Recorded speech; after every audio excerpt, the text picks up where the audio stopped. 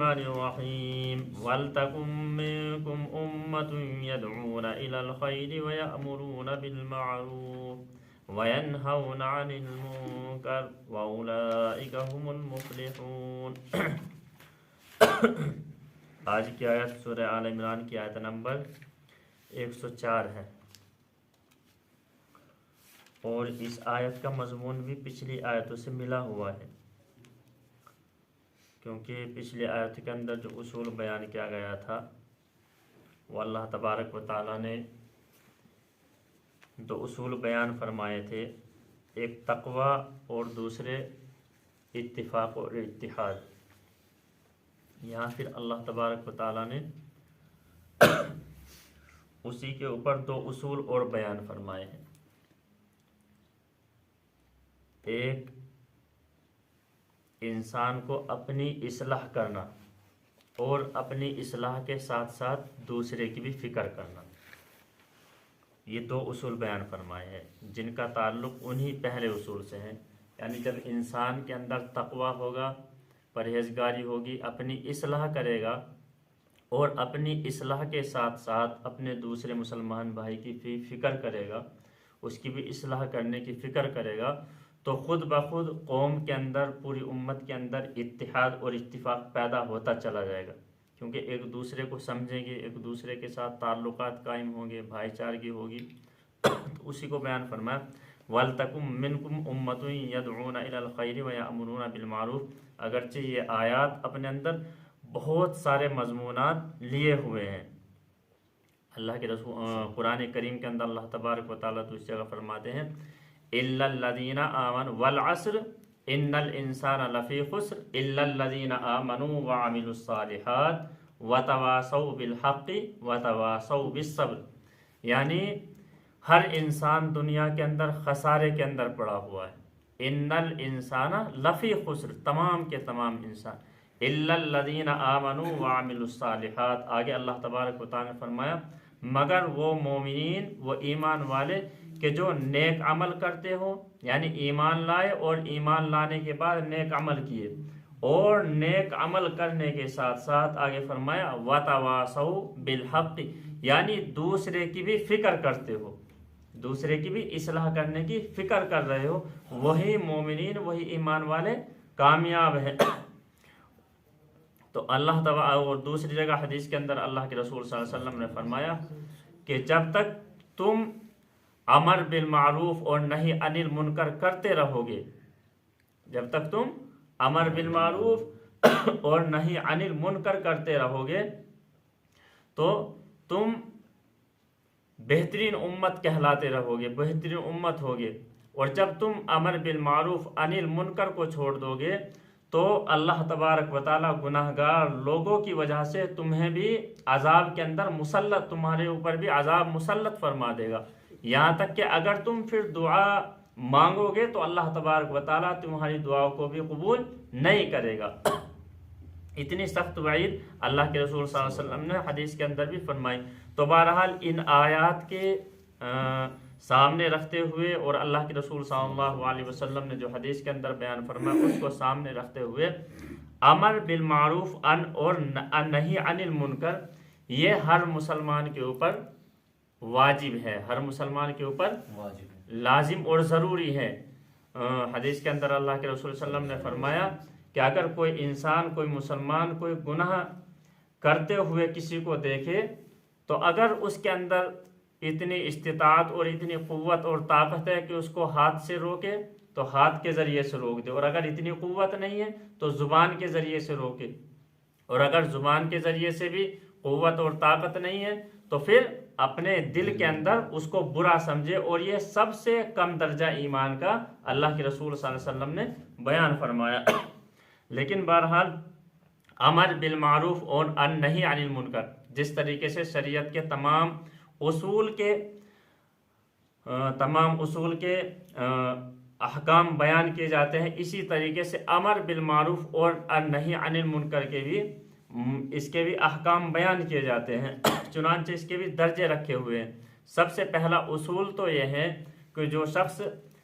امر بالمعروف اور نہی عن المنکر کرنے والا ہو سب سے پہلے تو اس کو اس چیز کے بارے میں معلوم ہونا چاہیے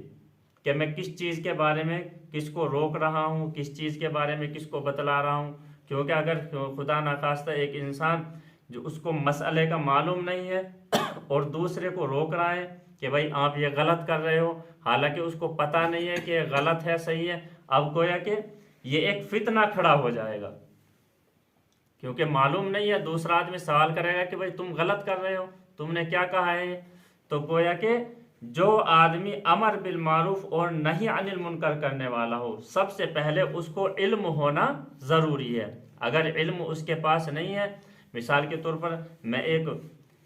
قوم کے اندر ایک برائی دیکھ رہا ہوں یا کسی انسان کے اندر ایک برائی دیکھ رہا ہوں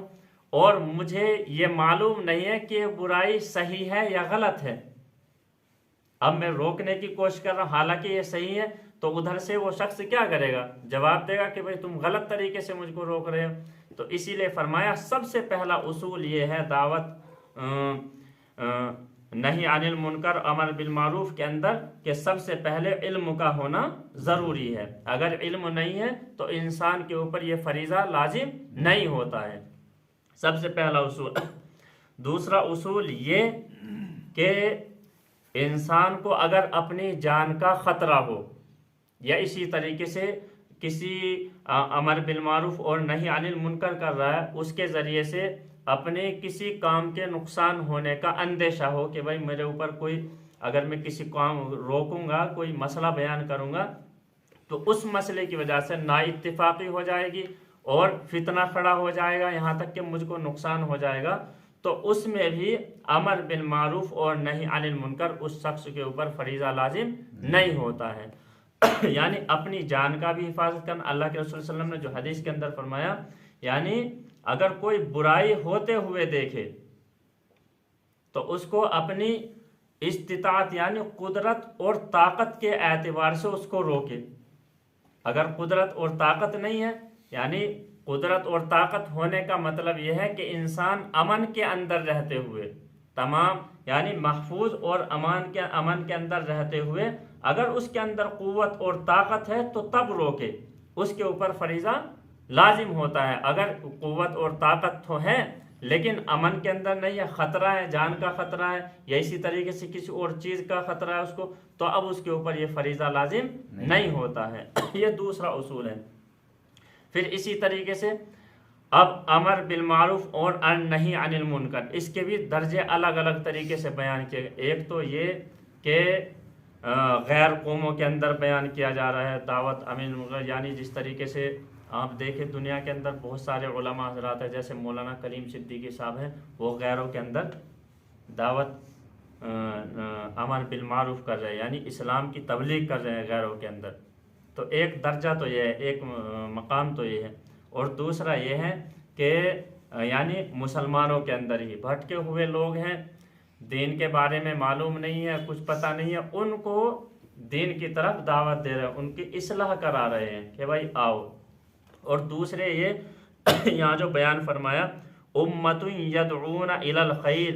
یعنی ایک امت ہونا لازم اور ضروری ہے، یعنی ایک جماعت کا ہونا خاص طور پر لازم اور ضروری ہے. یدعون الی الخیر، جو خیر کی طرف ہمیشہ بلانے والی ہو، یعنی دعوت الی الخیر نیک کاموں کی طرف بلانے والی ہو. یعنی اس کا مطلب یہ ہے کہ ایک جماعت کا کام صرف یہی ہونا چاہیے، ایک جماعت اسی کام کے اندر لگی ہوئی ہونی چاہیے. جیسے مثال کے طور پر تبلیغی جماعت ہے اور اس کا خاص مقصد، خاص جو کام ہے وہ صرف یہی ہے کہ اللہ تبارک و تعالیٰ کے بندوں کو اللہ تبارک و تعالیٰ کے دین کی طرف دعوت دینا، خیر کی طرف بلانا. اور خاص کام مثال کے طور پر یہ بھی بیان فرمایا کہ اللہ تبارک و تعالیٰ کے حکام کی طرف، یعنی فرائض کا وقت ہو یا نہ ہو، کسی جیسے مثال کے طور پر نماز کا وقت ہو گیا ہے، ایک تو اس وقت دعوت دینا، ایک یہ کہ مکمل جو وقت ہے ان کا، یعنی 24 گھنٹے وہ دین اور تبلیغ کے اندر لگا ہوا ہے. ایسی جماعت کا ہونا ضروری ہے. وَلْتَكُمْ مِنْكُمْ أُمَّةٌ يَدْعُونَ، یعنی ایک ایسی جماعت کا ہونا ضروری ہے جو الی الخیر، دعوت الی الخیر ہو، یعنی ہر وقت بلانے والی ہو. جیسے مثال کے طور پر رمضان مبارک کا مہینہ آ رہا ہے، اب رمضان مبارک کے مہینے سے پہلے ہی روزوں کی فضیلت بیان کرنی شروع کی، رمضان کی فضیلت بیان کرنی شروع کی کہ بھائی روزہ رکھو گے تو یہ اجر ملے گا، یہ ملے گا. تو ہر وقت دعوت الی الخیر یعنی خیر کی طرف بلانے والی ہو. پھر اس کے اندر بھی بہت سارے درجات آتے ہیں، یعنی ایک تو عام لوگوں کے اندر دعوت الی الخیر کر رہی ہو، وہ چاہے ہر مسلمان اس کے اندر نماز پڑھتا ہے نہیں پڑھتا ہے، دین کے مسجد میں آتا ہے نہیں آتا ہے، ہر ایک عام مسلمانوں کو دعوت دینا. اور دوسرے یہ کہ خاص لوگوں کو، جیسے مثال کے طور پر قرآن اور سنت رسول صلی اللہ علیہ وسلم کی تعلیم کرنا، یہ ٹھیک ہے. اور دوسرے یہ یہاں پہ یہ بیان فرمایا امت یدعون الی الخیر، یعنی خیر سے کیا مراد ہے. خیر سے مراد اللہ کے رسول صلی اللہ علیہ وسلم نے اس کی تفسیر کرتے ہوئے بیان فرمایا کہ خیر سے مراد اللہ تبارک و تعالیٰ کا کلام یعنی قرآن کریم اور سنت رسول صلی اللہ علیہ وسلم کی طرف دعوت دینا. گویا کہ پورا کا پورا دین اس کے اندر آ گیا ہے. جتنے بھی احکام اللہ تبارک و تعالیٰ نے بیان فرمائے اور اللہ کے رسول صلی اللہ علیہ وسلم نے بیان فرمائے وہ اس چیز کے اندر آ گئے ہیں. تو بہرحال اس کے اندر بہت ساری وضاحت اور مضمونات ہیں.